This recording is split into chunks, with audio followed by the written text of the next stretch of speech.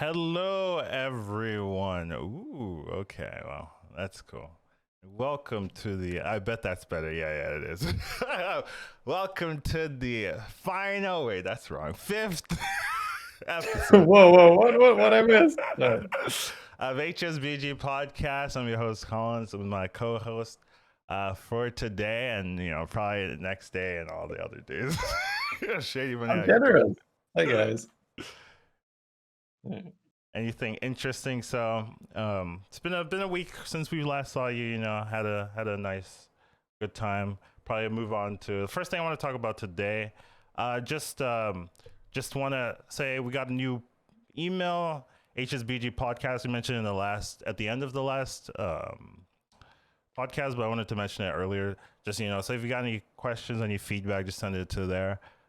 Make sure maybe we'll pull some of your questions up, read it on the next episode. So, just something I want you guys to keep in mind. Got a new email for you guys, so just check that out. Next thing is just the weekly overview, just for those, how we've been doing, how we've been playing. I've been playing a little bit generally. We were talking about this before we started. Just I've been winning and not caring. You've been kind of having, an opposite way, not necessarily losing, but you're not too. Yeah. I climbed to like 13 and a half quite easily, Right. where I was just comfortable doing my thing, but then I started just playing more and experimenting, and now I'm more just, going between, let's say, 12.7 and 13 point something. We're just going up and down and up and down and up and down instead of just climbing. Yeah, I think this tends to happen a lot when they don't change the meta for a long time, right? Where you finally you get there and then you're kind of just like, okay, I kind of understand things. There's nothing fancy to do. Let me just refine the small things, right? So you're like, okay, I'm doing da da da da da, but what about this small thing I could have changed to improve my odds, things like that. And at least for me, that tends to happen a lot. Right before patches and stuff like that, I start messing around with things, trying to see, oh, what if I try this strategy that I haven't thought about, right? Because you're so comfortable with the meta that you're like, maybe I can get away with it. Maybe I can, learn something different. Maybe I can invent a new strategy and then just like, take it home and start blowing people out. So it's kind of been a while since they had a big patch, right? They usually make changes with the expansion, but they haven't added the new minion type so far. So it's been kind of an extended period of time since they have had a big change. So I'm wondering, theoretically, right, the change should happen soon, but right now we're kind of just waiting for it.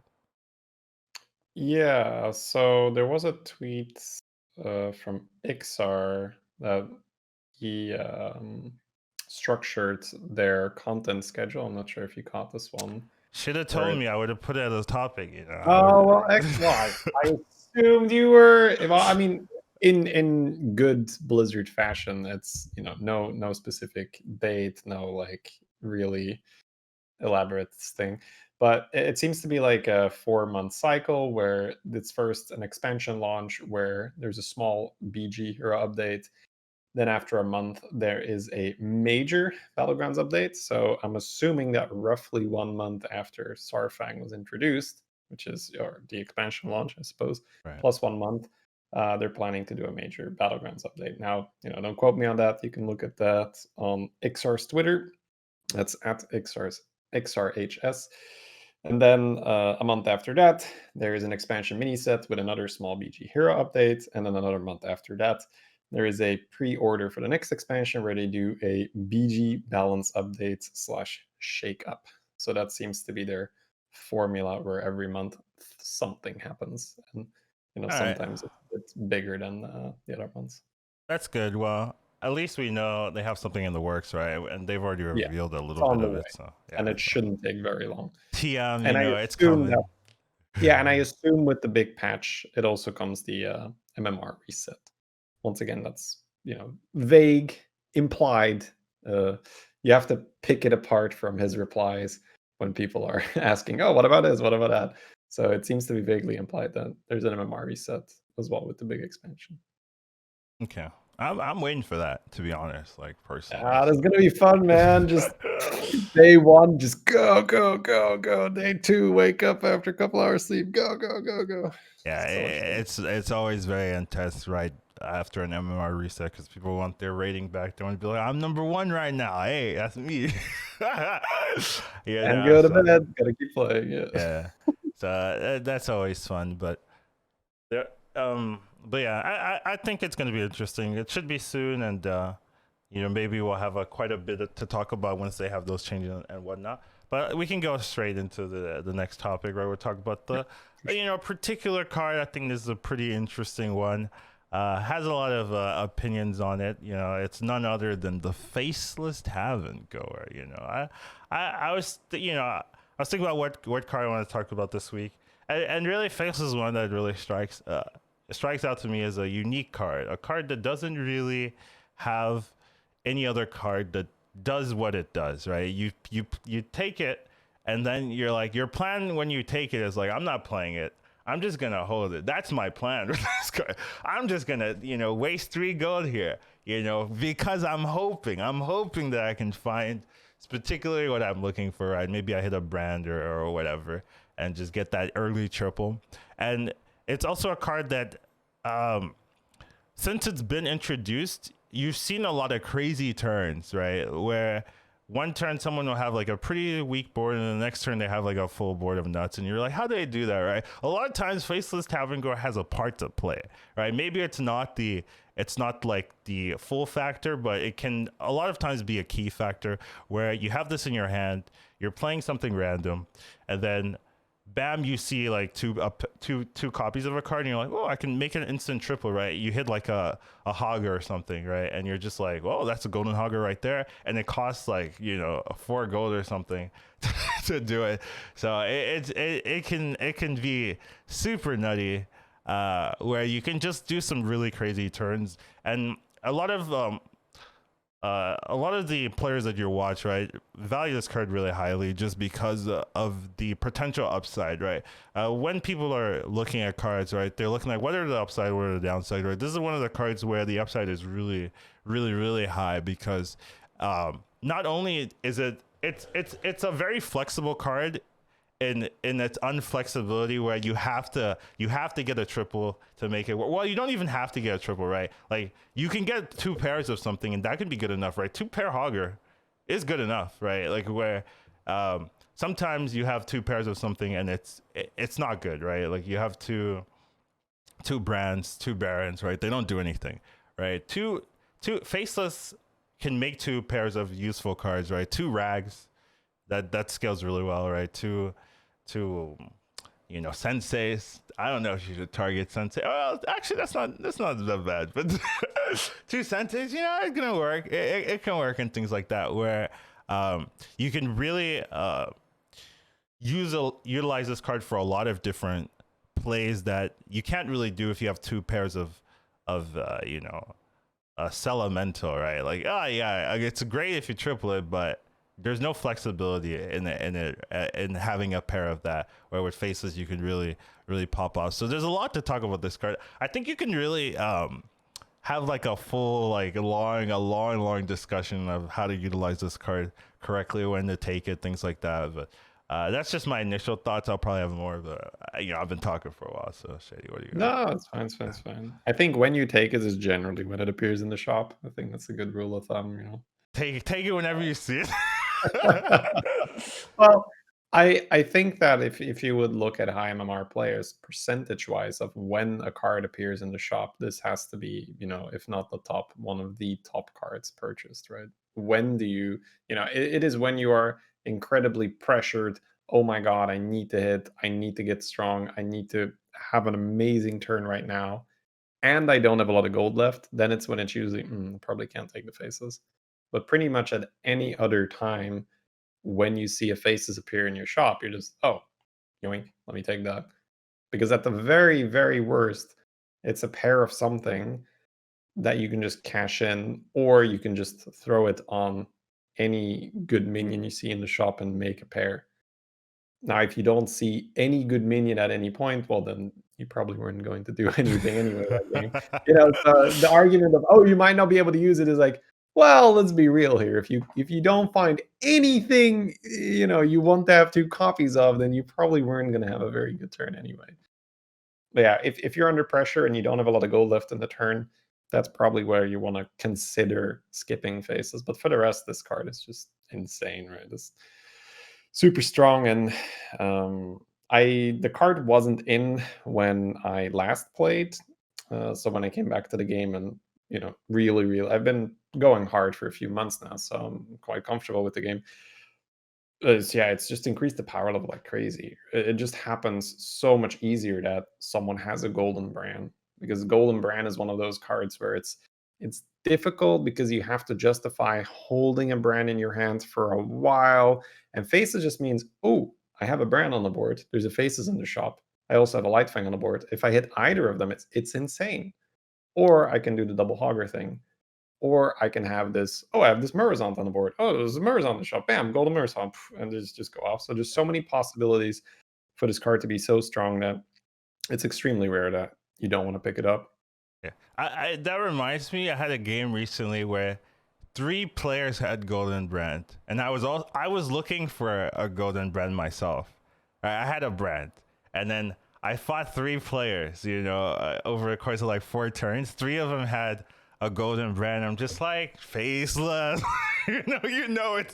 That's what's going on, right? Faceless is really cashing in, making people have a lot of very powerful plays, right? I did notice there was a distinct like power level increase when this card was introduced than before, when this card wasn't around, right? Like it was pretty evident that people were getting a lot more triples, and it's not that they were getting a lot more triples, they were getting more powerful triples, Tavern 5, Tavern 6 triples, where normally you see someone with a golden rag and they're like, wow, they got so lucky, I can't believe that, you know, they've really, you know, hit the nuts, found 3 rags, right? Now it's like, they found 2 rags and another rag, or they had 2 facelesses and they targeted rag, you know, all the, you know, 4 times in a row. So yeah, now they have like 5 rags. Okay, well, I mean, I see it now. Where before this card is introduced, that would be out of, you know, you were so lucky. That was the craziest thing I've ever seen. Now it's like, yeah, okay. You found some facelesses. Good for you. You know. Oh, Colin, can we do a quick audio check? I hear that there might be some music. Oh, the music's still playing. Oh yeah, you're right. Sorry. Thanks for fixing that. All right. Don't get hit with that DMCA, you know. Yeah, I can. Damn, more work for me. I can remove it. Oh, this is recorded live. Hey guys. I can remove this in post-production, so it's not an issue, but professionals. All right, last time I had to do the same thing where I had to raise my volume. Now I gotta do all this extra work. Oh, it's okay. Whatever. Let's move on. Thanks for telling us, guys. But anything else you want to talk about this card? Well, the thing you also mentioned, where if you just buy 2 of them, you just imagine that anything I see in the shop can be golden. That alone is such a powerful feeling when you have 2 faces and you're like, haha, I can make anything I see golden, right? Like one of the nuts cards, I think golden Murrazont didn't used to happen like very often, and now you don't see it all the time, but you see it a lot more, where somebody has this insane board, you're like, how did this happen? Oh, golden Murrazont with a brand, and it just printed a bunch of gold cards. And Faces has a big hand in that. It's also just like golden Eliza, or if you're playing like a great example, when you casted my beast game in the tournament, 2 of those 5 parrots were faceless, right? Yeah, I believe one turn I had 2 faces or something. It's like, ooh, golden parrot, bam. Just, you know, suddenly, ooh, it's just very strong. So unless you're really close to being eliminated from the game, it's an exceptionally good buy. Yeah, I think one of like the only, you know, if you were to mention like some drawbacks of this card, right? One of the only drawbacks you would have is, well, I would say there are 2 main ones. Is if you have pairs already and you only need a golden, you don't need like 4 copies, right? So let's say you have 2 brands, right? Getting a faceless, right? It doesn't help you, right? So if the only thing you're looking for, let's say you're playing Murlocs and you have two brands already, you see those faceless, right? Like if you golden, you're a tide hunter, like it doesn't really do anything for you. Are you really gonna spend 3 gold instead of rolling, right? So that's one thing, right? If you know exactly what goldens you have and you already have a pair of them, then it doesn't really help you. And the other thing is with battle cries, right? It doesn't trigger the battle cry, right? So let's say you have a battle master, right? You have a copy of a battle master, and you want a faces, right? If you target that faces in the shop, right, you're not gonna get that battle master value for the one you target, right? Obviously, golden version of a battle master is significantly better, so you're still gonna do it because the value of a golden battle master outweighs losing the value of one of those battle cry triggers. But it is something you want to take a look at, especially when let's say you have two facelesses, right, and you're targeting a battle cry minion, right? You're losing to battle cry targets, and that can really weaken the potential of the pop off, right? Like if you have a brand and Murlocs and you see a lookout in the shop, right? Instead of getting, like, if you had the organic 3 lookouts, right? You're getting, like eight Murlocs that turn, right? Instead, so that's half the value just gone.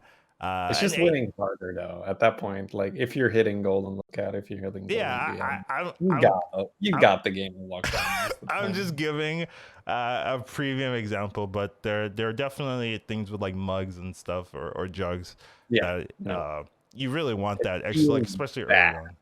when you do that. If you, even though it's still good, right? Because you're still getting the golden mug, especially of your brand. But it's a good point you make where you do want to ask yourself, is there anything I want to triple?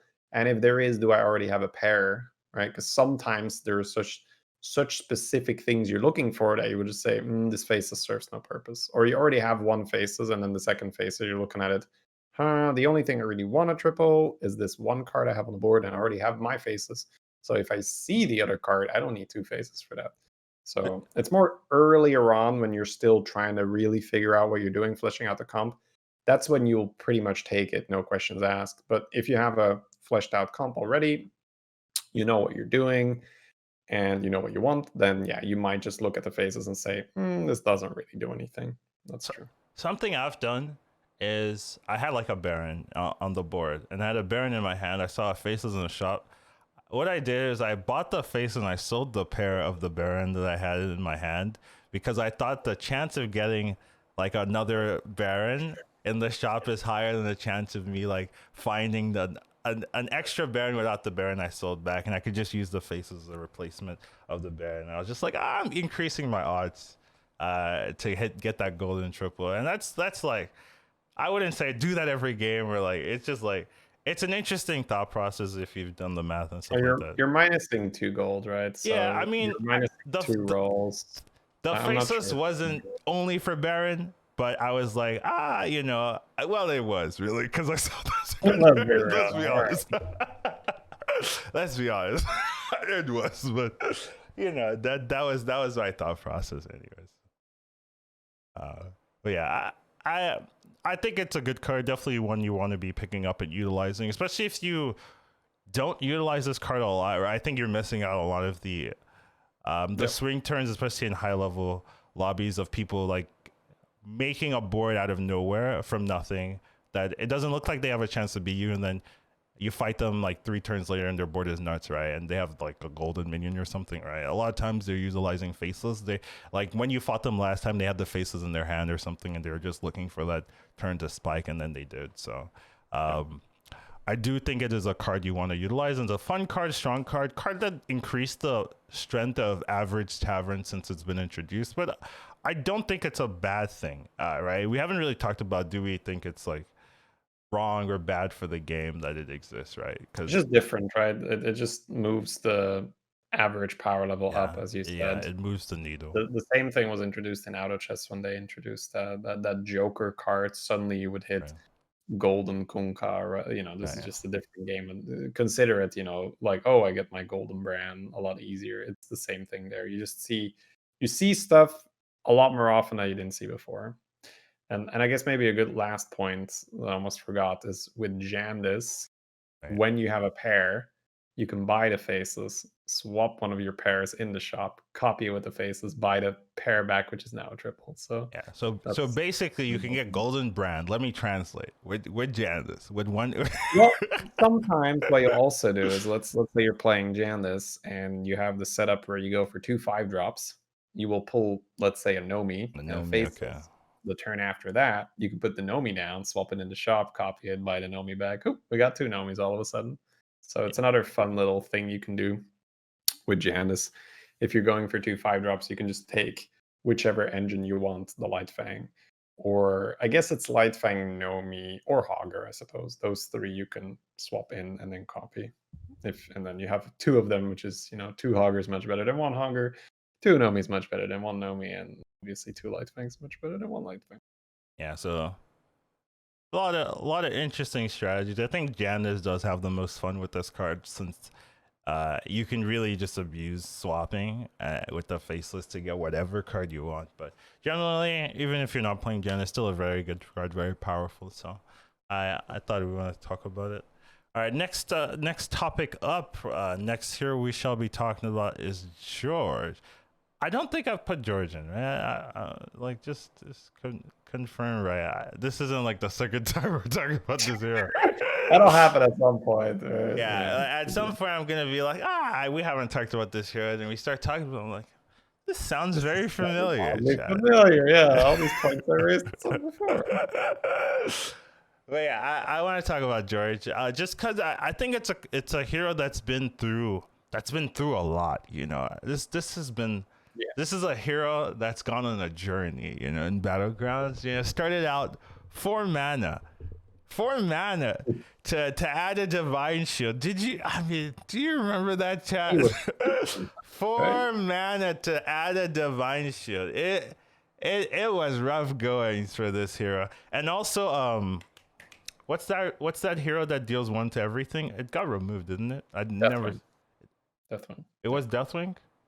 No, that wasn't No, Deathwing. no, sorry. It's the other dragon, Nefarian. Yeah. Sorry. I had, the switch. Sorry, not all dragons. Nefarian, yeah. That hero, right? You were playing George and you were just like, why? Nefarian used to be the nuts too at the very beginning. Really, really strong. So you're playing George, it costs 4 to get a Divine Shield. And then this Nefarian guy just comes in, 1 mana, blows all of your value. Let's say you spend like 16 mana, a turn and a half, getting half of your board Divine Shield. Nefarian 1 mana, like, it's gone. Deal with this, and you're just crying, and you're just like, why? And it sucked because Nefarian is so popular, so you'd see him in every game. So you couldn't get away. You were playing George just to suffer. Why am I here just to suffer? I counter myself with one of the best heroes in the game. Why do I, why do you play this? So he wasn't particularly happy. So a lot of people didn't really like George, didn't really want to play George for good reason, right? Then, the developers, they were like, George is struggling, let's give him a little buff. Get him down at 3. Even then at 3, it still is a little bit rough. I thought it'd be a little bit better, especially since at that point Nefarian wasn't as prominent as it was last initially. So it was a lot easier for George to have a decent game at times, right? It wasn't like consistent in that if you pick George, you're going to do well. But if you did do well, right, if you had a good start, and you were able to get a comp that worked for it, right? Even with 3 mana, you were able to get a couple of Divine Shields, and that would have been good enough, especially there wasn't the 1/3, I think, at the time to directly counter George immediately. So the ghoul. Yeah, there was no goal. So you were able to feel relatively safe, like, okay, I can get some Divine Shield, get some value there, and do well. But the issue was it still costs quite a bit, so you couldn't get Divine Shields early, and then you had to like stabilize without a hero power, and then if you got there, then you had some value. So it was a little bit risky, right? I don't particularly like those type of heroes where you have no ability until like late in the game, and then you have something, right? Like it can, like, unless the hero power when it triggers is really, really strong, Right, Cat sometimes can be really, really game-changingly strong. Ragnaros is the most popular one in terms of how effective it can be when it triggers. So, those type of heroes, right? They can struggle, right? Because you're fighting heroes that have hero powers while you don't have a hero power until the late game. So, there will be a couple of games where you just don't get to use your hero power and all. That was what happening with Georgia 3, but he was still struggling. Dev still felt sorry for him. He was trying to get up. George was like getting attacked left and right. He was still fighting. The gods from above saw his persistence and gave him another buff. Hey, double buff. Have you ever do that? You're like the chosen one, and then they come and like, here's another buff. And they buffed him again, dropping it down at 2. And I think 2 has been the significant break point for him, where you can actually use it early without it hurting you too much, right? You can use it on turn 3 and not be like, oh, I'm throwing the game mentality, where it's like, well, I'm wasting my Sometimes power on it's a stronger tier than 2 or the tier 1 minion, where so Yeah, I something. Go ahead. Go ahead.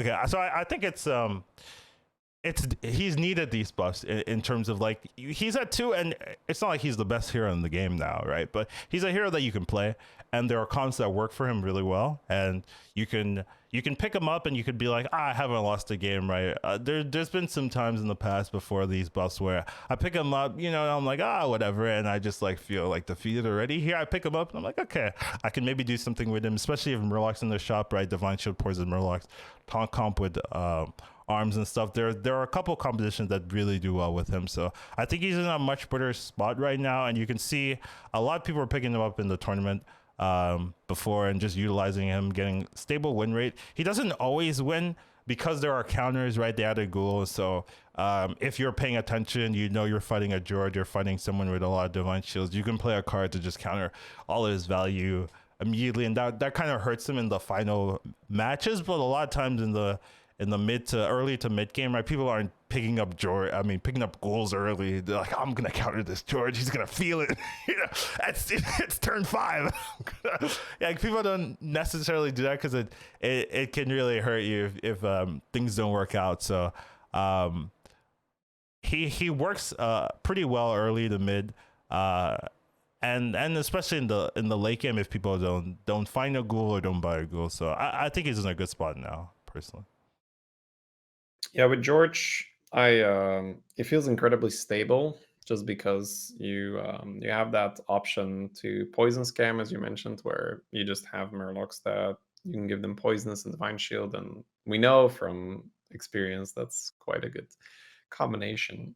But the thing that really consistent in this meta is Arm of the excuse me, Arm of the Empire is just so good that you will just take a taunt and you will preemptively shield it and then just assume you hit an arm at some point, and then you have 2 or 3 divine shield taunts already, and then you just start cashing in. Also, the champion of Yasharaj works exceptionally well with George because your taunt will have divine shield already, so they're sturdy, they can survive at minimum 2 hits. And yeah, it's so good. You also have the 3/6 dragon. I don't exactly remember what it's called, but it's gives you +2/+2 every time divine Draken shield is Enforcer lost. or something. Enforcer, sure. Yeah.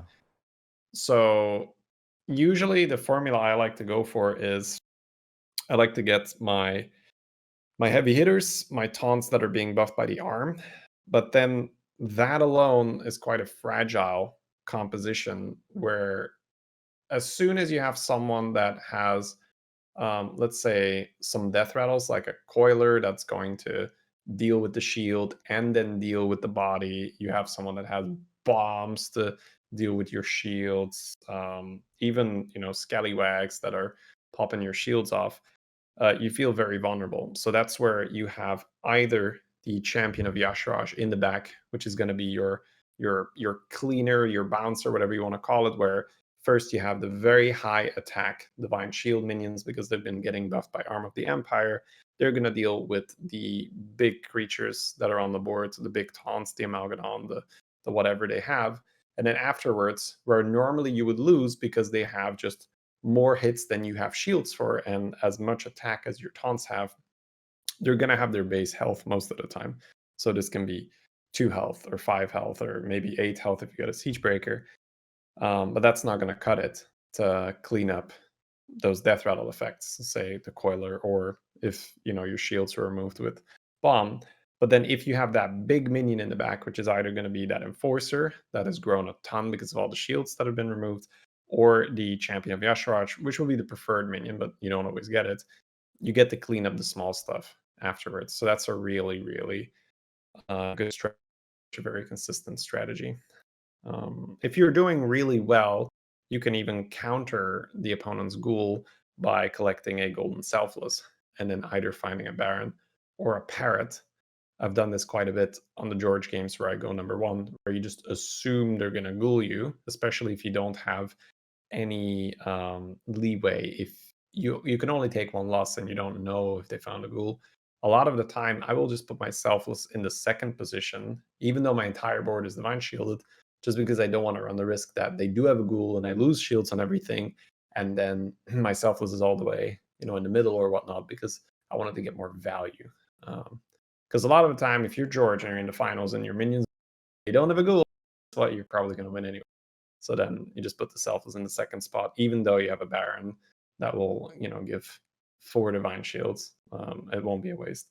Same thing with the parrot. You can just put the parrot in the second position, immediately re-divine shielding as your opponent blows off the shields with the ghoul.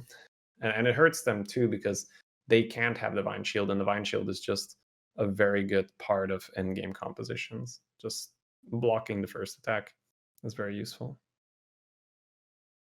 Yeah, that's you tend to give detailed step by steps with your advice, and I love it. I'm technical, man. That's what I like. That's what I like. I'm just like giving you sharing how like I feel. general stuff, and you're like, okay, so turn 1, you got to do this. Turn 3, you got to do this. Turn Yeah. 5, do this, and you're good to go. Turn 3, you have your acolyte. You're no,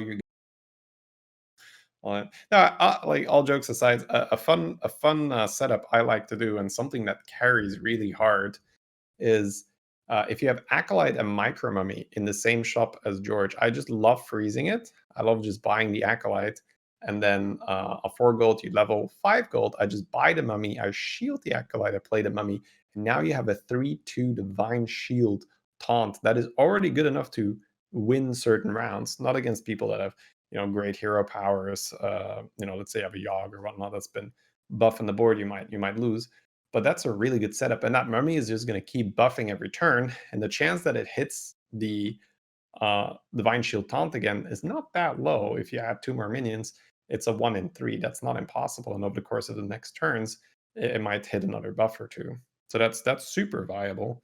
And it might seem like you're throwing because you're freezing for 2 1-drops instead of getting 2 drops, but they're just strong. A 3/2 divine shield reborn taunt, and then a micro mummy. That's good stuff.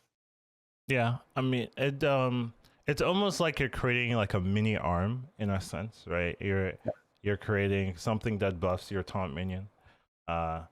Hopefully next turn as well, right? But I see the value in that, right? In that you're using the divine shield and you're using it for a minion that you might keep for the long run, or if you find the arm, then that the acolyte becomes extremely valuable. So just stays the whole game if you find an arm. Yeah, so makes a lot of sense, right? It's a weird thought because you're freezing for 1s and 2s, right?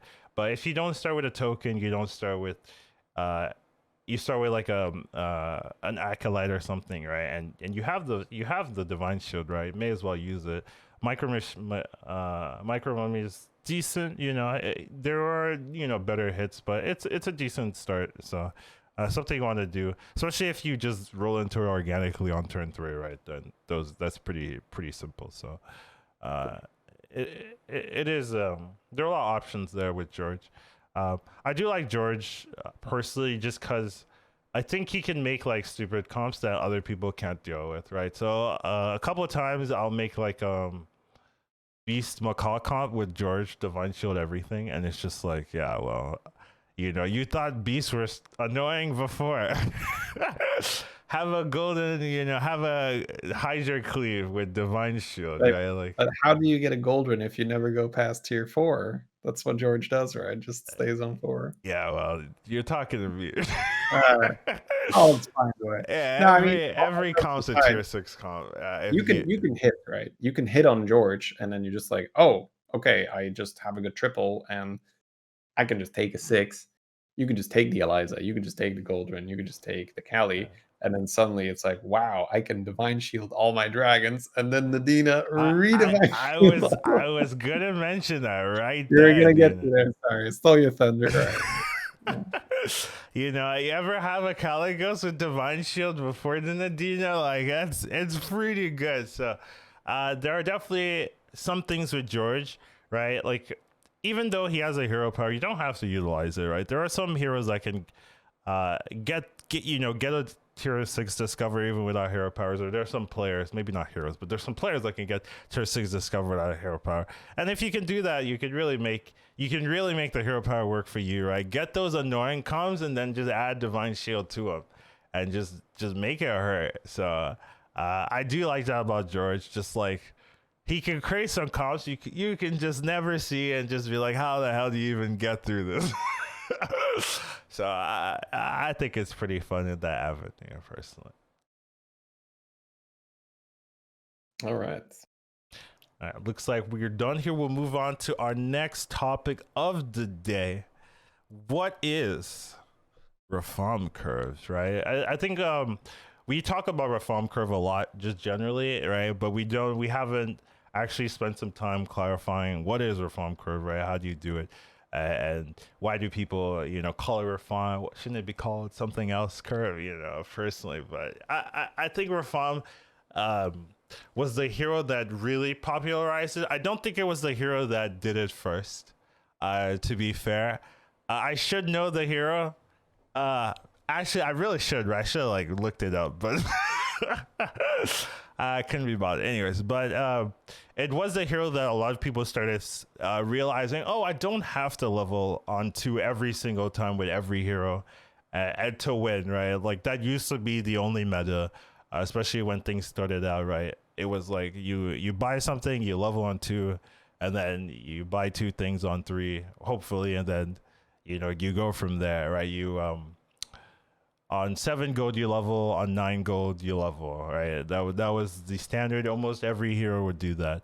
Until, I mean, there were some other heroes dabbling with not doing that, but every hero had that in their wheelhouse, right? Until Rafaam started coming up, and people were like, I really want a hero power with this hero. That was the main thought process. I really want a hero power with this hero, but if I do the regular curve, I can't do that, right? It takes a little too long, and it doesn't feel as good if I don't. Right? I want to take my opponent's minions. How do I do that? People want to steal. and they figure out, what if we don't level? What if we just hero power return no matter what? Who cares about leveling?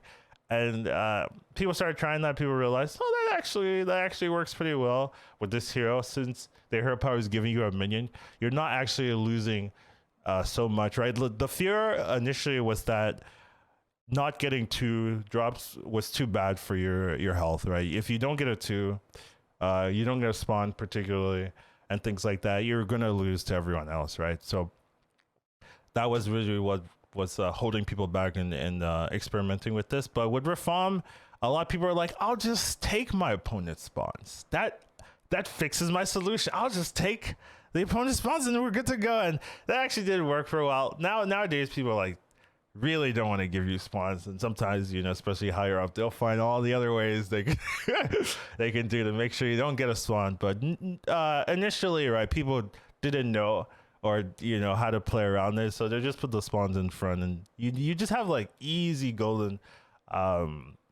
spawns with Rafaam, and it really worked out a lot. So it's due to that experience. A lot of people really attribute the curve of staying on 1 a little bit longer to Rafaam. And I'm just talking about the history. I haven't talked about the technical stuff because that's Shady's wheelhouse. So I'll let him get on to that. What is Rafaam curve?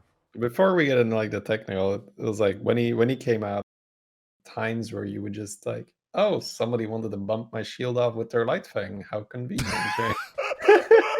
Those That things did happen a happen. Yeah, that's lot true. more. Like, That oh, is a brand, a nice little bumper brand. So yeah, for that sure. that is, you You you get do bring up something, right? Like Golden Amagadon used to be super, like that was when Amagons were 3-4 still. That was very, very common. People would have two Divine Shield Amagadons. Right, so a you always Malagos. knew, oh, I'm gonna fight a Divine Shield Amagadon. Everybody's board has it, so I have to put a bumper in front. Oh, what's my weakest minion? Oh, it's Light Fang and Brand. Oh, here you go, Rafaam. Have a Brand, have a Light Fang. Da da da da da. Have an Amagadon. Whatever, we don't care. It was very, very common, yeah, back in the day to just get random brands. Nowadays, you do get them, but you need a cleave first, so you can cleave. That's the way to do it. But Yeah, uh, they got it as that's the bumper. yeah, And then this might be a little like technical thing, but you steal the if let's say two things die at the same time, you steal the leftmost minion. So let's say they have a taunt that you cleave and kill. If you kill their brand at the same time, which is to the left of the taunts, because their taunt's on the far right, you steal the brand instead of the taunt you killed. Which might be a bit weird, but that's the rule. So all right. Well, the technical aspect, it's a very like specific. You have some variations, but we'll go with the vast majority of the time you'll be using this curve. 3 gold, you will just buy a thing. Now, if that thing is a token, you can get a little, spicy, and you can sell a token in hero power anyway. Now, don't do this with an alley cat because an alley cat isn't going to kill anything most of the time. But a 2/1 Tidehunter or a Elemental has actually a fairly good chance of stealing something. So that's already a little bit of a deviation. If you get either Tidehunter or Elemental, I like to sell it and Hero Power. I think the chance of success is pretty high, especially because it does kill Acolyte of Cthulhu in the first half. And all you got to do is kill the first half. You don't have to kill the whole thing to steal it. So then turn 2, very straightforward. We're going to buy something from the shop and we're going to Hero Power. Turn 3, unless you have a lot of tokens in the shop, you just either buy one, or roll one, buy one. That roll is quite good because what is the goal of a Rafaam curve? Rafaam curve tries to collect pairs of 1-drops so no, that you can steal 1-drops from the opponents, or you can find a triple in the shop. Then on 6 gold is going to be the first time where we level because the level is going to cost 2 gold. It's going to cost 3 gold to buy a minion, 1 gold to hero power, 7 gold. It's going to cost 6 gold to level, 1 gold to hero power. And then I do think the standard right now is on 8 gold to also level for 7 gold and then hero power for 1 gold. And then if things have gone well for you, a lot of the time, either on that turn or the turn after that, you discover a 5-drop from a triple. or 6. I'm just gonna. Sure. That's a whole other thing. Yeah, So that's another thing. for me, if you are strong, you can extend the curve by one more turn where you say, oh, you know what? On 9 gold, we could also hero power level, and then we can get 6 drops. Now there is a bit of a variation. Like a faster curve can happen where you level on 5 gold and on 6 gold instead of on 6 gold and on 7 gold. Why is that? How can that happen? Let's say you get Swabby. Let's say you get 2 Swabbies. A lot Okay. of the time, the curve works that way because the gold makes sense. If you play a Swabby, suddenly the gold doesn't necessarily make sense anymore. It means that if you play a Swabby on 6 gold, or on 5 gold, sorry, suddenly you can level and still hero power. I think you need to sell a token as well or so. Anyways, like if you have excess gold and you have Swabby and a token, you can still get the level and the hero power, and then the turn after that, you can do the same thing if you have another token or a Swabby. Now, what I like to do, I don't actually love that fast curve. I only like it when I already have a triple, and that almost only happens when you have Elemental, Yeah. because Elemental is a triple you can just bank. You can have 2 of the Elementals, or sorry, 2 of the droplets and 1 of the regular Elemental. And then it's really nice to fast level because you are guaranteed to triple anyway. Now, why would someone want to stay on tier 1 a bit longer? It's to find that pair. one pair that works wonders for me is Acolyte of Cthulhu, because what's the first thing you kill on your opponent's board? Probably an Acolyte of Cthulhu if they have it, because it's a small taunt. So you have to attack it, and if you attack it, you probably kill it. So that's one of my favorite pairs to have. Like if I have 2 Acolyte of Cthulhu's, by the time I'm on 5 or 6 gold, I'm usually quite happy, because at some point someone's gonna have that on their board and I'm gonna steal it. Fair enough. I was gonna mention the Elemental, but you covered it anyways, right? So I guess the 2 common reasons for a fast leveling for me would be the Elemental and the Swabby, right? If you get 2 Swabbies, right, then you have a ton of extra gold, and if you have Elemental or triple Elemental pair already, then you don't have to worry about getting that triple because you already have it on your board. So you're just like, okay, I can just level, take a little bit extra damage, but get my Tavern 5 or Tavern 6 minion to turn early. That's pretty good, especially if you find some direction. You can just scale it crazy from there, right? Being a turn ahead of people is just so strong. That should be a topic for another day. Yeah. But yeah, I'm actually gonna write that down. But yeah, that's just something to keep in mind. So it is nice, just in general, but generally the standard is to stay on one a little bit longer so that you can have a clean level, right? The goal isn't necessarily to get pairs, but to get triples. That's always the goal in terms of getting an early start, right? You get the triple, but if you stay on one earlier, right, you're only rolling until those 1 drops. So the chance of getting a pair, chance of getting a triple is significantly higher, especially if you're getting the 1 drops people tend to give you with Rafaam, right? There's a couple of 1 drops people tend to give you. Taunt 1 drops are really, really popular because they're forced into it. And then also weak token minions, right? So sometimes people play, if they have a spawn, they'll play around your Rafaam by putting like a Murloc token in front, or a beast token in front, right? But if you know they're gonna do that, right, you just run 2 Murloc tokens early and see if they'll give you that 3rd one, trying to outplay you. You outplay them by feeding on their tendencies like that. So I've had that happen a couple of times where people think they're outplaying me, but I'm actually outplaying them, things like that. So it's nice to be able to have those pairs that you can work on, and staying Tavern 1 a little bit longer gives you the higher chance to get those pairs that you want and the triples that you need. So it's a very useful curve. So another thing I want to mention, right, we call it Rafaam curve, right? But Rafaam's not the only hero that uses this curve, right? Just the one that popularized it, but not the only one. There's a lot of powerful heroes in the game that have really adapted to this curve, and it becomes a mainstay, right? For them, Maev is probably the one that jumps out at you like, oh yeah, Maev is really utilizing it. Any hero with a good 1 costs ability, right? Like, instead of telling you all the heroes that do it, right, I think it's better to recognize why they do Rafaam curve, right? They do Rafaam curve because they want to utilize their hero power early, and it pays off if you utilize it well, right? Maev, you get a minion. Rafaam, you get a minion. Bolvar, right, you get 2 gold if you use your hero power and you guess correctly. Yeah. Right, Barrow isn't necessarily Rafaam curve. He just likes to stay on 1. But a little bit longer. when you're playing Barrow, you don't have to follow the Rafaam curve where you level on 6 and level on 7. You can, right, if the money. Right.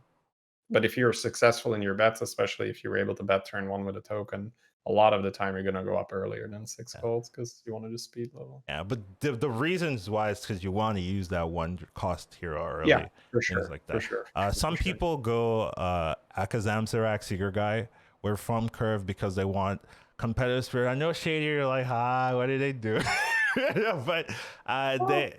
I get micro mummies. I'm down for sure. Yeah, they like competitive spirit. I like it too, so I can understand why they do it. But it's because they want to utilize that 1 cost spell, 1 cost hero power early. So if you see like a new hero with a good 1 cost, good 1 cost, don't look at all the new heroes and be like, oh, it has a 1 cost.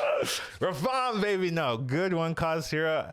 That's really when you want to take a look at, can they really utilize staying on 1 early, and is there a drawback of not getting to tier 4 early? Is that worth using your hero power every turn? Well, tier 4 is fine. Tier 2 early. Like you catch up, right? Yeah. Mukla is another one that Yeah, just Mukla is another one, Mukla exactly. feels okay right now, actually. Yeah, Like, yeah. a lot of the time when I play, I'm like, "Oh." Feels like a taunt comp hero, though. Like, it's just, "Okay, well, you know what's It's- gonna happen. I'm gonna arrive on tier 4, and hopefully I'm gonna be able to just get Arm of the Empire and get Champion Yasha." So, uh, those are like the main things you want to keep in mind when you're playing. Uh, good one cost hero power heroes, Rafaam being the, the standard, but there's a lot of them in the game right now. So, just keep that in mind. If you've never done Rafaam curve, right, definitely want to try it. I think if you're new and you haven't really played too many heroes, right, this might be foreign to you, but it definitely works a lot. And sometimes you'll see people staying on one. This is usually why people stay on one. There are some other reasons why people stay on one, right? Maybe they find like a really good demon star and they're like, I'm just gonna invest in this, right? So it's not the only reason, but I think this is probably the main reason why you see people not on turn two. It's because they're probably doing some version of Reform Curve in its capacity. So I definitely wanted to uh, talk about it in a standard way for the people that aren't familiar, right? So like, oh, they always talk about Reform Curve. What is that? This is what it is. So I hope you enjoyed that. Anything else to say on this topic? That's all I got as well. All right. I guess a small little thing, well, that's maybe a bit advanced for anyone that cares. What I've been having a lot of success with, both Rafam and Maiev, is when I have spare gold, like I have a free reroll from the elemental, or I have an extra Murloc token lying around. Something that I've been really liking, if I don't have a triple or if I have a ton of pairs, I like, just, let's say the shop gets offered and none of the minions are ones that you already have, or there are no triples. What I like to do is just, sell the token, roll, and just get another shop on tier 1, because I feel like your rolls are the most efficient on tier 1 when you're playing these heroes. I'm still working on that. Right now I have great results with it because it just greatly increases the consistency. Because one of the most frustrating things when you're playing my Ever Farm, right? You might listen to this like, okay, I'm gonna try. Where's the part where I get the triple? I didn't get the triple. How did this hero work? I'm supposed to get a 5 drop or a 6 drop right now. There's no triple. What's going on? And you fix that problem a lot when you say, "Oh, I have one extra roll here and the shop is just not good. I'm just gonna roll one more time." And you'd be surprised how often that next shop is just a lot better than the one you just had, because there's just not that many tier 1 minions, and you get 3 new ones every time. So mathematically, you've got a pretty good shot at improving your shop significantly. And you can even go further where there's only one good minion you like, but you have, say, 2 extra gold. And you learn when you have extra gold when you play these heroes a lot, because you know what you need to do, right? You know that you need level for 6 gold on 7. You need to know that you level for 5 gold on 6. And sometimes you just have extra tokens where you're like, well, these are just excess minions. They don't really do that much for me.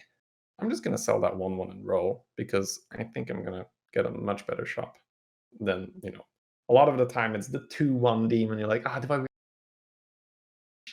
I really want a hero power that does? A lot of the time the answer for me is no. So I'm looking, do I have an extra gold? Sure, okay, I'll just sell this thing, roll, and oh, look, a triple. You'd be surprised how often that happens.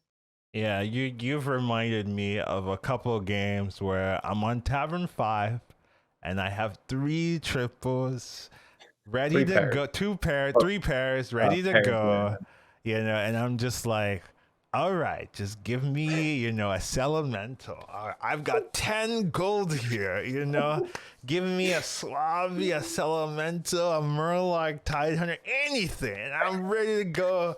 Roll one, nothing. Oh my Okay, God. I still got 9 gold. Roll one. Okay, a little starting to worry now. But I'm a roll. Roll again. Okay. I've got this meme in mind now where you're just sitting there like, where Kelly goes. I made it to tier 5, where Kelly goes. I'm just rolling down. The sweat. Fully pouring. The tears starting to form because I know the game's over now.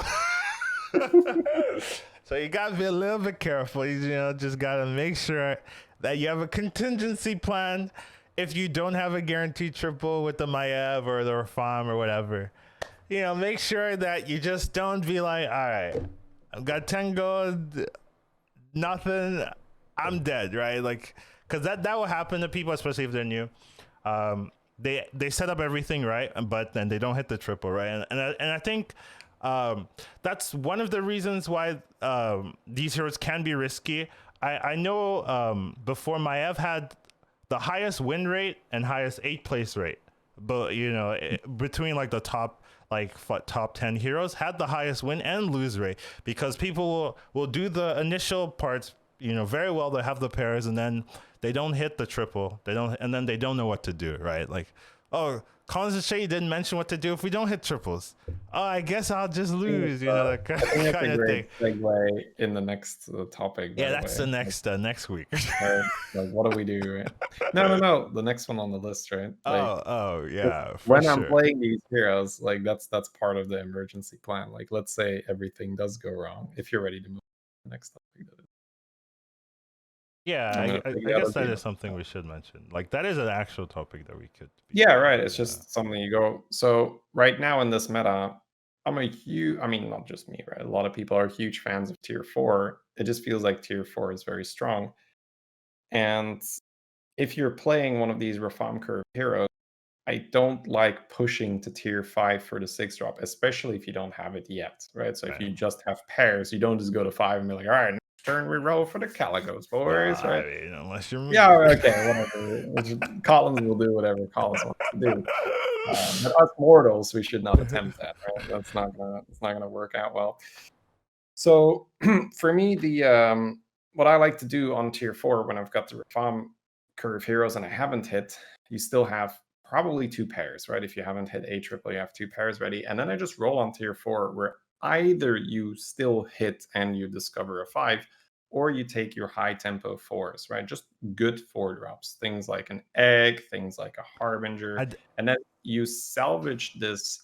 Oh, I'm gonna go straight to 8th because I have a bunch of tier 1 minions and I'm not tripling them into 5s or 6s, into I can maybe actually sneak a top 4 where, even though I'm a high profile hero, I'm supposed to be getting allies of Caligos. It all happens to us once in a while where you just don't hit. You don't have to take an 8th or a 7th. You can just be a tier 4 comp. You can just play taunt. You can just play mix. So for me, it's been very safe. It's been something I really like. I like being on tier 4, and then either I'm gonna hit my pairs or I'm gonna play heavy tempo. But regardless, you should not be getting your 8th or your 7th. Maybe if you just don't hit anything, right? It can always still happen, but the chance of that happening when you're rolling for these units on tier 4 is a lot lower than the chance of that happening when you're going up to 5 and you're just praying like, oh, please just give me a brand in the battle shop, otherwise I'm screwed. Yeah, as you can tell from Shady's monologue there, and from our next topic coming up, you can really tell that Shady likes or loves tier 4. So I want to mention, sometimes during these topics, really a lot of effort, but sometimes Shady gives me a little juice, a little something to work with, and I get my creative juices flowing. I heard he wanted this. I was like, say no more. I got the perfect image for you. I didn't see this before the podcast. Yeah. So if you're listening it's worth watching. All right.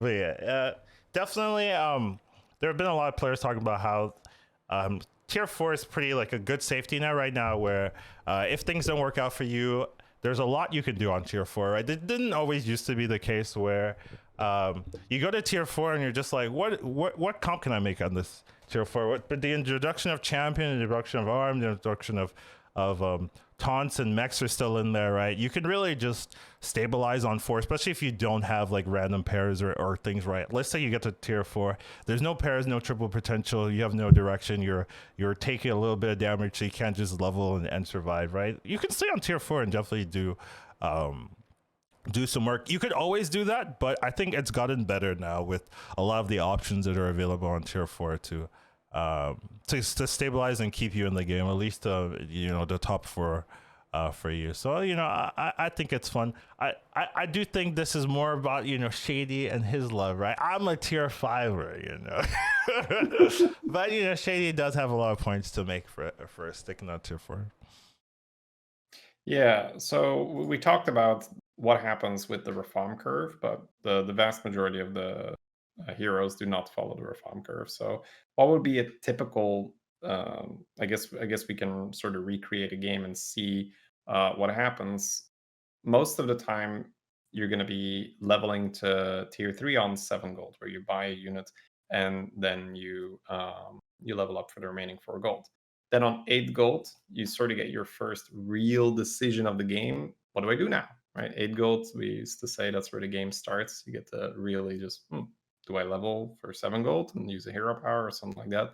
Or do I just roll a bit? If you're in a comfortable position, you probably just push from tier 3 to tier 4 on 8 gold. So if you're in a strong position, let's say you're a Lich King with a spawn and you can reborn the spawn, that's usually good enough for just say, okay, I'm going to go from tier 3 straight to tier 4 on 8 gold. If you're not in a good spot, it's usually fine to just, buy a minion or two on tier 3 and then just level up on. I really like to set up pairs, and then similar to what you do with the Rafaam or the Maiev, you have, say, a spawn pair, you have a Glyph Guardian pair, you have an Imprisoner pair, whatever it is. Functional pairs are best. So not an Alley Cat pair, because you don't really want to keep 2 Alley Cats on your board for a very long time. 2 spawns, however, you can keep them on your board for several turns. Those are not bad cards. So if you have a functional pair on your board, you start rolling on tier 4. And then there is still the option, oh, I hit and I discovered a brand. Hey, let's play. Let's do some menagerie. Let's play for number 1. Eventually, you are going to go to tier 5, maybe the turn after that, maybe 2 turns after that, depending on how comfortable you are. Same thing. I hit a Light Fang for my triple. Life is good. But I'm all about what happens when you don't do that, because anyone, well, not anyone, right? But most people can take a game as like, oh, I have this triple, I have this brand, life is good, I'm buffing, right? So we play those games and we usually play them well. But I am really interested in what happens when you get unlucky or you just don't hit. Because I think there's a lot of MMR to be salvaged there. So I think a lot of my gains come from not bottoming out. And now, because of that more conservative play style, I do recognize that some games where more aggressive players could have taken a first, I end up taking a third because I wasn't ballsy enough. I didn't just go for, 2/6 drops or something like that. But a lot of the time, those aggressive players are going to lose a lot of points on games that were very aggressive and it didn't work. So let's say you're on tier 4 and you don't hit those pairs, you can play a number of compositions. Juggler, I think, is incredibly underrated. People always just shit on jugglers. Sorry to put it like that. It's like, oh, why are you playing demons? Demons can't win. Demons isn't good. Now you can win with juggler, but it's definitely not the main point. The main point of juggler is to just, I didn't get that triple into Bran. I didn't get that triple into Lightfang. I don't get the 2 hoggers. How do I not bottom out here? How do I not get a 7 or 8? It's totally fine to spam juggler on tier 4 where you're just looking for imp matron, you're looking for imprisoner, you're looking for juggler, obviously. That's why I do like to take imprisoner as an early minion, because it just opens up the juggler route. So that's a great just tempo play if you don't hit your triples. Another one is I can just play mech. So this is your standard. I'm going to have Deflectos. I'm going to play Metal Tooth Leapers to buff the Deflectos. Preferably, I'm going to get an egg with a module on it for a guaranteed taunt reset. And you can take that to top 4 as well. Then there is the standard taunt comp that involves Arm of the Empire, Argus on Divine Shields, and then hopefully a Champion of Yashraj, where you just have your taunted Divine Shield minions farm a bunch of attack with Arm of the Empire. Your champion in the back is farming up a ton of stats because your taunts are getting attacked the whole time. And once again, you can quite comfortably take that to tier 4, because while you are in that tier 4, let's call it just a tempo composition, you're not aimed at scaling that much. You're just more of a tempo composition. You have the other people that are trying to scale. Some of them will succeed and some of them won't. So the people that succeed with their more aggressive play where they scale are going to start killing the people that missed, because they're just going to take 20 plus damage because they have a bunch of weaker pairs that didn't triple, and you're going to be able to survive one of those hits, which really plays into the game plan of, oh, I can fight a high roller, but because I have tempo units on the board, I'm not going to beat them, but I'm also not going to take 20 damage.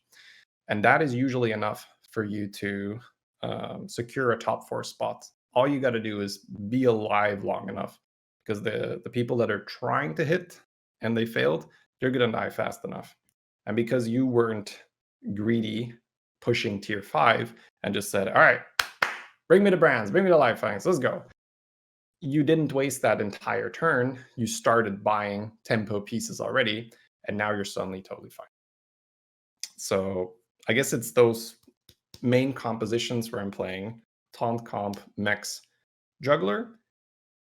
But I do like to start off with some pairs. It's not like I'm by default in mindset. I do like to have pairs, and I do like to take my shot. And if I'm in a pretty good spot and the money allows for it, you can take that first pair into a 6-drop as well, where you just, let's say, you arrive on tier 4 and going up is 7 gold, buying the minion is 3 gold, then it's silly to not just take your shot, right? If you have the health, if you're strong enough, you just say, okay, I'm just going to level up, grab my triple, see if I hit the Eliza, see if I hit the Caligos. I know that's quite the rant, sorry, but I mean, that's the whole tier 4 thing I have. Yeah, there's a lot of good parts there, and just like making sure you stabilize, right, when you don't get like the super lucky starts. Right, tier 4 can really help you stabilize, so that you do bring up a good point, especially in ranked, where if you're high rated and you lose a game in 8th, right, you lose way more than you get for first place, right? Sometimes it takes like 2 firsts, maybe 2.5 firsts. Usually it's like 2 firsts to counteract 1/8. So if you can improve your gameplay where you reduce the number of 8s without like changing your number of firsts or seconds or things like that, that will significantly increase your MMR versus, let's say you get like 20-30% more firsts, but you also get like 10% more 8s. It won't counteract, like it won't balance out. You'll still be losing more MMR than the guy who is not getting 8th and keeping his placements the same. So just being able to prevent big losses, big bad placements is a much better of a game plan in terms of climbing MMR than just getting first place. In terms of tournaments, that might not be true, right? So that's another interesting thing, where in tournaments, getting first is really the way to go. And even if you're getting like 4th or 3rd every game, like you're not gonna win the tournament like that, right? Where if you're getting first and not doing horrible all the other games, right? That's good enough to win you the tournament. So it's a different mentality when it comes to like formal tournaments and stuff like that. But in terms of ranked play, especially high MMR, reducing your number of 8s is really the way to play if you want to maintain a high rating. So I do think tier 4 is one of the ways to do that, and it's a lot of good points that Shady mentioned there. I may do something similar next week, talk about, a little bit higher tavern tier. So, or my thoughts, or maybe recovering if you don't get the 6 you want or something like that, right? That seems like more like my... That should be fun, right? My type of gameplay. So. I want to make it clear that it's not like you never play for the win, right? I think a lot of it is also hero dependent. I do think that these Rafaam curvers are great, right? If you have your Maiev or your Rafaam, they are great to just shoot your shot at a 6-drop or a 5-drop if you have the health to manage a 6-drop. I guess the mentality for the climbing means that, okay, I'm going to patiently wait my turn to get one of these strong heroes, and then I'm really going to try to make it happen to get first. And then if I hit one of the weaker heroes, I'm definitely going to have that tier 4 mentality in mind, because a lot of players, they try to win the game on every hero. And I think it's okay to set yourself up a little bit, but you shouldn't chase it that hard if it's not happening if you already have a weaker hero. I think tier 4 is more than ever your friend in those cases. Yeah, I do agree. I think it's just a good thing to keep in mind when you're playing, just to make sure that you get the right mentalities in your game. So these are just little tools you can use to improve your gameplay, right? You don't have to force fours every time, or you don't have to force sixes every time. But if you know when to do fours, when to do sixes, that will help you be a better player to identify right situations and utilize it when necessary. So moving on to our next topic, you know, reusing the heart asset from the last time. You know, I doing we're talking about pirate scam. What is it? Why do people play it? How good is it? Things like that. Generally, I would say I learned, well, I would say I really learned this con from Shady. You know, but now, you know, everyone is like, oh, Collins pirate scammer. And I'm just like, no, that's not me. I mean, it is me, but Shady really drilled the fundamentals for me. So I definitely have to give him credit for that. But it's a comp that if done correctly, can really beat most opposition that don't know exactly how to counter it. It's one of those comps you see and you look at it and you're like, how does this work? Is the first question. And then the second question is there a counter? I don't see it in my head. Like, you look at it and it's like, okay, so you're summoning what, 50 immediate attackers? How many are you summoning? 12 of those? Oh, how do I deal with this? I don't know what the counter is, but there definitely are counters. That we'll probably talk into later on. But generally, it's a comp that relies on utilizing the ability of Eliza buffing your board with the ability of Scallywag that summons a minion that attacks immediately. Immediately being a very key keyword. It's not a keyword, but it should be. It should have bold, right? Immediate means that it triggers first before every other function in the game, every other step in the chain immediately will trigger first. So since it attacks immediately, it'll attack first, then everything else resolves. The only way to break that is if you have something else, if it attacks on something else that has an immediate tag. The only one in the game being the 2/6 taunt. So that's really the only thing. If you attack into that thing can attack back. But other than that, there's not really a lot of things that will go before or the immediate attack first. So you're relying on Scallywag for attacks using Eliza buffing, and then you're utilizing Baron and Khadgar to summon significantly more copies than should be available, honestly. But that's kind of the game plan. So it's a death rattle, right? So Baron will create another instance of that death rattle effect, and then Khadgar summons another copy of things that get summoned on your board, right? So when you have one Scallywag and you have an empty space, Khadgar will summon another Scallywag for you. So utilizing that with Eliza, Baron, all together can create a really obnoxious comp that can catch people off guard, especially if they haven't seen it before. I think if you've played a little while, you've at least seen it once or twice nowadays, but definitely before it wasn't as popular. But it is a really powerful comp. Requires just a couple key pieces, but can win lobbies, win tournaments. So really good composition. Unfortunately, you know, I wasn't like a big fan of it initially, but now I understand. It's part of the game. They haven't really changed it. I thought the Khadgar change was going to nerf this composition when they revealed it. So I was very surprised when it didn't do anything. I was like, what? They didn't touch this at all. I thought that's what they were touching. You know, I mean, I understood that the like the 50 triples was a little ridiculous at times, but I also thought they were nerfing this comp as well, but they didn't. So what can you do? I actually had a successful transition earlier today. It was crazy. I was like, wow, this still happens, huh? Like I had a Mama Bear, a Khadgar, and a Brand. Cool. You can still do this if you hit alley cats. That was a good time. All right. So pirate scam. Let's just start with the basics, right? So the preferred board state you're going to have is you're working towards 2 Scallywags, 1 Eliza, 1 Baron, 2 Khadgars. Now, there are variations to this where you have Golden Khadgar or just Golden Khadgar, more Khadgar.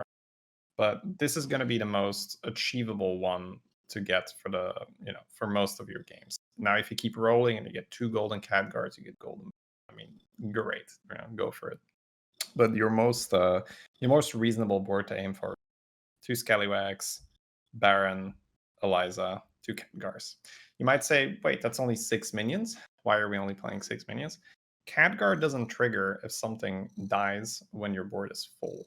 So we'll cover that later on. That's one of the ways you can counter the Pirates camp comp, is to try and make sure that, the Sky Pirates don't die, which means the board is full, which means Khadgar stops working. So you don't really do this comp unless you have an Eliza. That would be the first thing I say.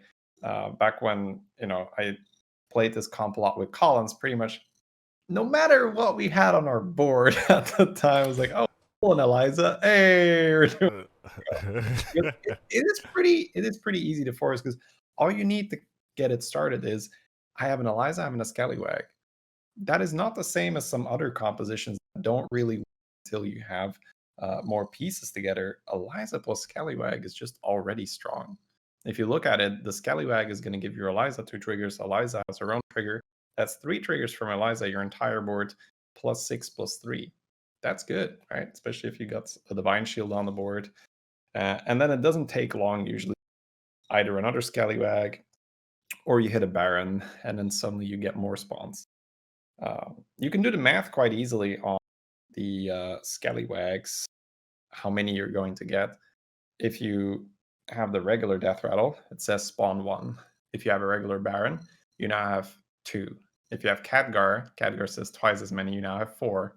If you have another Khadgar, it says twice as many again, you're going to get 8, and so on and so on. It's also a small little thing why 2 Khadgars is better than 1 golden Khadgar. Golden Khadgar is times 3. 2 regular Khadgars is times 2 times 2. That's times 4. It's a bit of a weird thing. I don't think 2 Khadgars should be better than a golden Khadgar, but I don't immediately see how they would solve that issue, right, without significantly changing the card. Now, that doesn't mean you're never going to go Khadgar, but if you think you're not really that strong and you could lose by goldening the Khadgar, sometimes you might just wait a turn. But ideally, you do golden the Khadgar. Hey, the only way to get 2 golden Khadgars is to start by getting 1 golden Khadgar. And once you have 1 golden Khadgar and you add another one, it's great, right? So this is, I guess, this is a composition where we talked about Faces at the start of the podcast. Faces is just amazing for this, because there are so very few minions you're looking for. In essence, you're only looking for 2 Scallies, which you usually get quite easily. Your Eliza, which you should already have, because the only reason you're playing this comp is because you tripled into an Eliza. And then we're really just talking about Khadgar and Baron. So if there's only 2 cards you want, introducing a third one in the shop is amazing. So Faces is just pretty much a must-buy for this comp. And unless you're under a lot of pressure, you don't waste it on getting another Scallywag. You don't waste it on anything else but the Baron and the Khadgar. I guess some small things is, how do I make sure nothing gets sniped? This is a specific positioning thing, but you do want to taunt both Scallies. There is some debate, or some people say, oh, don't taunt both Scallies, that's bad for cleave. But what happens when you only taunt one Scally? If your opponent has a Wind Fury minion, he's going to attack your Scally. And then after that, before your second Scallywag gets to attack, after all your Sky Pirates have done their thing, it's still their turn. You might forget about that, but that Wind Fury minion's the second time. That Wind Fury minion could hit a Baron, could hit your Khadgar, could hit your Eliza. Suddenly your combo is ruined. So by taunting both Scallywags, you are protected against the Wind Fury minion. That's the reason. If some people might not know that. And then the other one is, well, what if they have cleave? They're going to snipe a key minion. You can move your Baron right next to the Scallywags, and because the Scallywags die at the same time the Baron does, because they all get cleaved, the Baron effects still count. So that is much more preferable than a Wind Fury minion sniping one of your key pieces. Yes, I do agree. So the comp is particularly annoying. I honestly, in my opinion, just because uh, it requires one key piece, and then the other pieces are realistically findable. You can get Scallywag pretty easily. You can get Khadgar pretty easily. Baron sometimes eludes you since it's a tier 5, so it might take a while, but you just need one, really. And then you can go, and a lot of times if you get the early Eliza, you'll be pretty strong that you can afford to like roll down and look for the other pieces. As long as you didn't like Eliza isn't your only board, and especially sometimes you'll triple, get the Eliza, and have a Scallywag on the board as well, and you're just like, I can roll like 20 gold down and still be strong, and you can really just find those pieces in that turn, and you can just get nuts. I remember fighting someone, it was turn 7, and they had the full comp, and I was just like, yeah, okay. I wasn't comfortable with that, you know. It was my F. I know what he was doing, and I was just like, yeah, okay, good luck. You know, you won the game. I'm happy. Actually, he didn't win.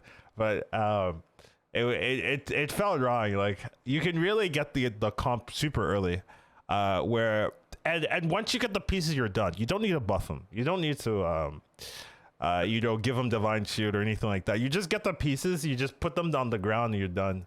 I mean, put them on your warband, and you're done.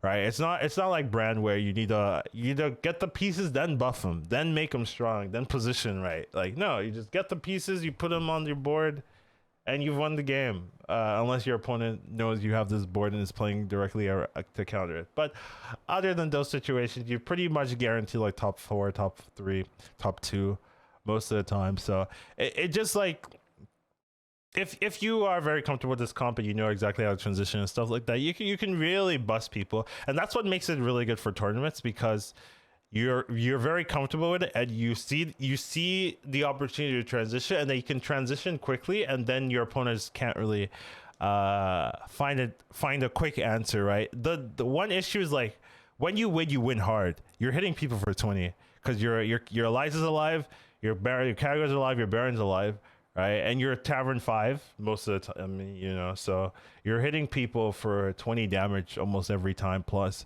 So people fight you and then they die. So they don't have a chance to fight you, realize what you're doing, and then counter, right? They fight you and you're dead. So you just kind of blow people out, and then they see, oh, this guy is just killing people, and they're not exactly sure, oh, what is he running? Oh, maybe I mean, if you see 2 pirates and you're hitting people for 30, like, well, we're for 20 something, that's when you should know that, oh, they're probably running this comp.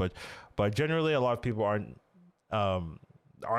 really attuned to looking at that and realizing, oh, 2 pirates, it must be this, right? So I think a lot of people that play this comp see it and they know. But if you don't know and you've never seen it, then you're just like, what is he doing? Why is he killing me? Is it Amalgadons? You know, and something. But yeah, it's just generally a very powerful comp, generally something you want to keep in mind. I do think it's something you need practice with initially, because you're gonna get it's not very obvious if you've never played this comp. Oh, just put this comp and win. Like, it doesn't feel like it makes sense, right? But if you play with it a couple of times and then you're like, okay, I'm starting to get it, then it's a lot easier to identify, realize how to transition, and then go from there. So definitely something you want to see other people do at least once, and then see if you could do it yourself and find the pieces. I do want to mention the key pieces of Eliza. A lot of people, if you have the other 3 pieces without the Eliza, it doesn't work. It doesn't do anything for you. You're summoning 1/1 Scallywags. Oh, you're hitting, you're killing that 12 taunt. Essentially, it doesn't do anything. You really need the Eliza to give you the attack value you need, so you can just take down the other enemy minions. Without the Eliza, I would say don't even look for the comp, right? So some people will be on Tavern 5, they'll have everything but the Eliza, and they're like, oh, it's not working. It's because the Eliza is the key piece, right? I kind of put the cards in order of like importance, right? Eliza is the most important, then Scallywag, right? If you don't have the Scallywag, you don't get the scaling factor. And I think Khadgar is a little bit more important than Baron here, because 2 Khadgars can really give you a lot of the strength, right? Because you're copying the buffed Scallywags if you have 2 Khadgars. Whereas Baron, I would say the Baron Khadgar debate is more arguable, where which one's more important. But definitely you need the Eliza, you need the Scallywag, then the other 2 pieces you can fill in with time. So definitely a comp. I think people should try and just take a look and see if they like it and see what they want to do. And definitely, if you're playing tournaments, I would look into um, if to seeing if pirates are in, and then seeing, oh, it might be a reason to go for a tavern 6, right? You get an Eliza, maybe you could use that to win the lobby, right? Because in tournaments, right, you want to win the lobby, you don't really want to like top 4 and stuff like that. So definitely something you want to take a look at, especially if pirates are in. So I think it's a good thing. Oh, we haven't talked about countering the comp, right? We haven't really I'm not discussed. done yet. I still want to talk about how to transfer. Okay, you go for it then. Go. No, we can talk counters first. That's fine. Yeah. Show them how to beat the scam comp. I would say there were no counters for this comp, so just That give is up and correct. die. So, fine. There we go. End of the episode. No counters to scam. Yeah, Live happily ever after. it is Exodia, baby. It just there are no ways to do. Counter my scam. All right. I guess the big one is Zap, right? That's the obvious one. I have this amazing combo and snipe my Baron and my cat. Okay, it stopped working. So Zap's the easy one. Put a Zap down. You're gonna go first, guaranteed, because this scam. Well, not guaranteed. You can have a variation on the scam comp where you have a ghoul and then 2 untaunted scallies, and then you can play 7 minions because the ghoul will die and then trigger your scallies. The reason why you don't see this very often is you need to go on Khadgar. Baron will kill your Khadgar, and if you're new to the comp, that might happen. Like, oh, I think it's cool. Oh, I killed my own Khadgar. So, because you go first, because the scam comp has 6 minions, Zap will just pretty much 100% win the game. Another one is small taunts. Acolyte in particular, Acolyte of Cthulhu is phenomenal for this. What you want to do is you want to have a big minion at the start, preferably a cleave, because if you can proc both scallywags at the same time, you really force them into making space for the Sky Pirates. So let's say you cleave both their scallywags down, and you have 2 small taunts, especially if they have 2 Elizas or a golden Eliza. The Sky Pirates are going to grow too fast, and they're not going to die when they hit your small taunts. And then once 3 of them haven't died, boom, the board is full, the combo stops. So that's a very specific one where if you can get small taunts to block the Sky Pirate from dying, it's great. Now, the tricky thing in that department is a lot of the time you do have 1 or 2 big taunts. So then you have to make that judgment call. Is it worth for me to sell my big 50-50 Poison Divine Shield Amalgadon and replace it with an Acolyte? So usually you'll just fight them one time and you'll gauge your strength. And if it wasn't close, then the stats on that Amalgadon aren't going to help you if they get to do their combo. So if you can't find the Zap, then the last resort is sell my Amalgadon, put in 2 Acolytes of Cthulhu, cleave down their scallies, and hope that it's enough. Yeah, I've also seen so just to clarify, taunts really are the way, because you want the scallies to attack and then not die. Because what happens if it attacks and not dies?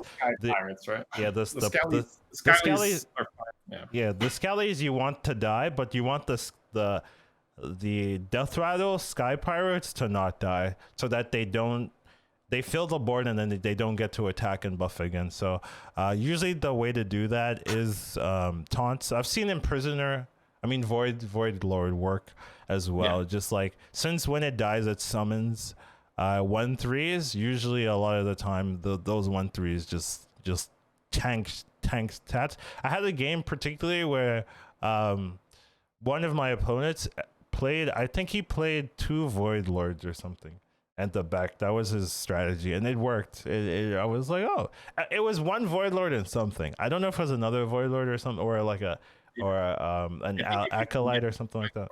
Void Lord, Acolyte, or double Void Lord is great. Yeah, because Void Lord is guaranteed 2 taunts, and if they get through the first one, the second Void Lord 2 extra taunts, right? 2 Void Walkers. So yeah, 2 Void Lords would be the nuts in countering this, because there's a very high probability you're going to stop their comp. Yeah, so that's something. The scary part with countering the comp is you need your other units to still be strong.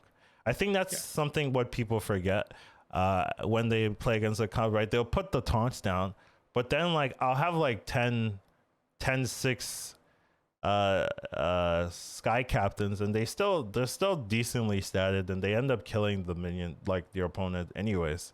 With like I'm not getting all the buffs, but I apparently didn't need it because the other minions weren't strong enough, right? Yeah, you're always gonna get a few triggers off, right? So the Khadgar, the Alliance, they're gonna be reasonably sized. You're gonna need some minions to clean it up for sure. Yeah. So I remember like my opponent had like a gigantic battle master, and then a bunch of taunts, and that was it. And it worked, right? Like he had like a 200 or something plus battle master and a taunt and a bunch of taunts, and they're all taunted, and I couldn't, like, my minions are like going into nothing, right? Not dying, and then the battle master one shot the rest of the comp, and then I was just like, huh, he beat me with one unit. Like, it worked, and it works because I like, technically this comp relies on the scaling, right? It doesn't rely on the units.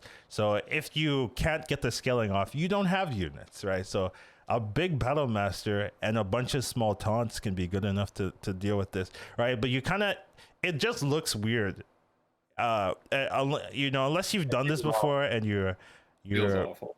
yeah, it just looks awkward. Like you have a battle master and a bunch of 2/2s, and you're just like, this is gonna win, like yeah, this is the way to do it, like, let me sell my my giant amalgadons because I don't need them, I just need my 2/2 or whatever. It's just like it's very weird to watch people counter this. It's very weird to watch this comp, and it's weird to watch someone correctly counter this comp as well.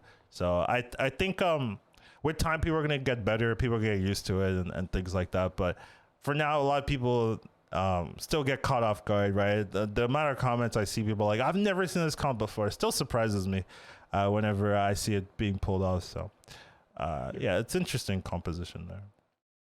All right. I guess the final part of the topic is, how do you get to this comp? Because the way how we described it, it may have sounded a little bit right, like, oh, just play the Eliza, the Skelly, the Baron, and the Chest. So easy, right? You do get, there is this turn where you say, okay, now I'm going to move towards the comp, because a lot of the time you're just going to have leftovers from your previous comp, and you're going to be playing 7 minions.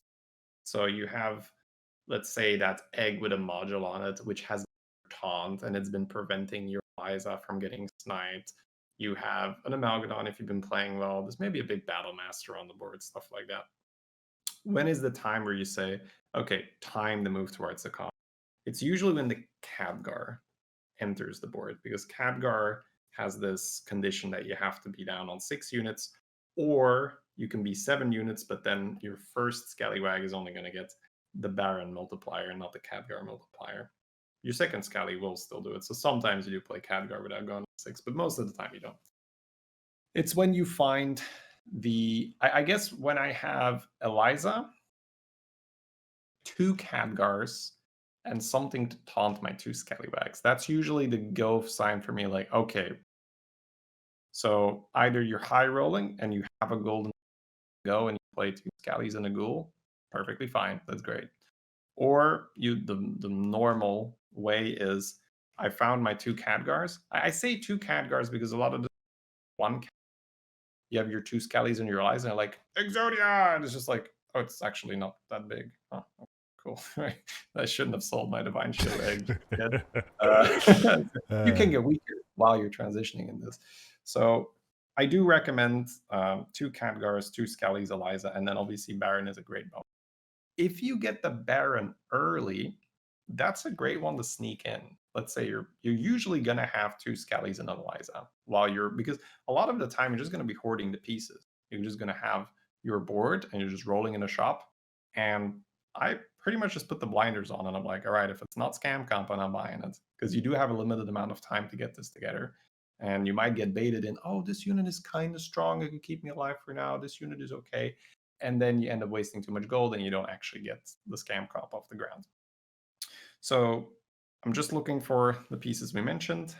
And if you hit an early Baron, you can play that because Baron doesn't mind. It's a bit of a weird rule, but Khadgar, you need to have 6 minions on the board for it to work. Baron, you can have a full board. So it's a lot easier to just replace one unit with Baron than it is to replace 2 units with 2 Khadgars and then kick a 3rd unit. So 3 units. Yeah, right. So that's the big swap turn. And usually it'll be, oh, I can't find the Argus, right? That's the thing where that's preventing you from swapping, because you're very vulnerable if you're just going to have 2 Scallies, Eliza, 2 Chads, a Baron, but the Scallies aren't taunted. So that's something that'll hold you back a lot. Or once again, if you have a golden Chad, you can use a Ghoul. And then that's the turn where you're like, all right, go time. So a lot of the time, if you're watching a streamer, they'll be rolling it down, and then on the rope, it's like you sell this like poison divine shield and Amalgam. Like, what are they doing? They're gonna, oh, okay. And then you see it in action. And it's like, oh, this is actually stronger. So it is really a kind of an all or nothing combo that just becomes that much stronger when all the pieces are on the board. Yes, very, very, very true. I don't know. It's a fun comp. Well, I mean, I don't know if I want to say that.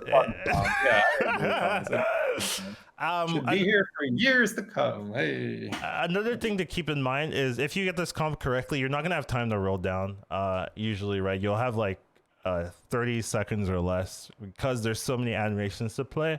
So you do want to keep that in mind. Maybe find a way to get, skip the animation. I don't know how, but if you find a way, honestly, 30 seconds is plenty. You're like Baron or Chad, Baron or Chad. Yeah, something like that. That's what you're doing. or not. So it is something you just there's so many animations with this that you just have to keep yourself in the game, or skip the animations or whatnot entirely. So it's just there is some contingencies with this composition, right? Like if you have a really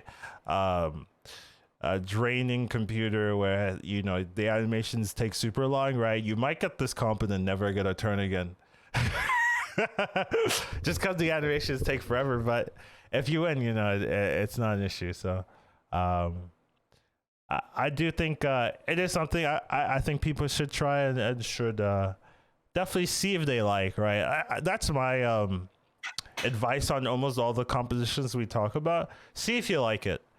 Try it once, see if you like it. If you like it, then continue doing it, right? Because I think liking the comp is what will drive you to get better at it, right? Where if you see a comp and you don't like it, you're just like, man, this is dribble. I'm struggling every time. I don't like it. It doesn't work for me.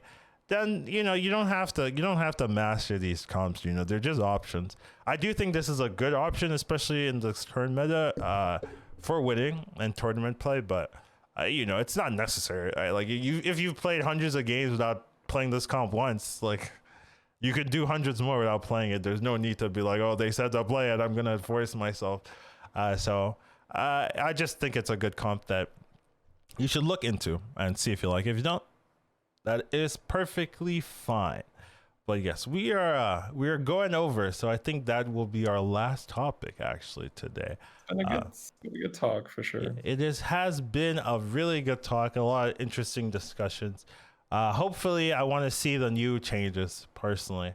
I'm personally waiting for the patch. I want to see the Quillbore stuff. Where are you, Blizzard? I'm waiting for it. But I'm sure you guys are busy working on the fixing construct. What is constructive? Or fixing that and whatnot. But yeah, that shall be our topics for today. I want to thank everyone for participating, for watching, for listening.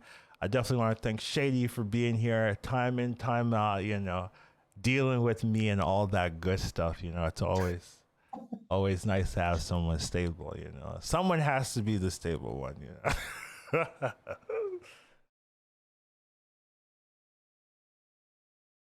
Got anything? I'm just happy to be here, man, week after.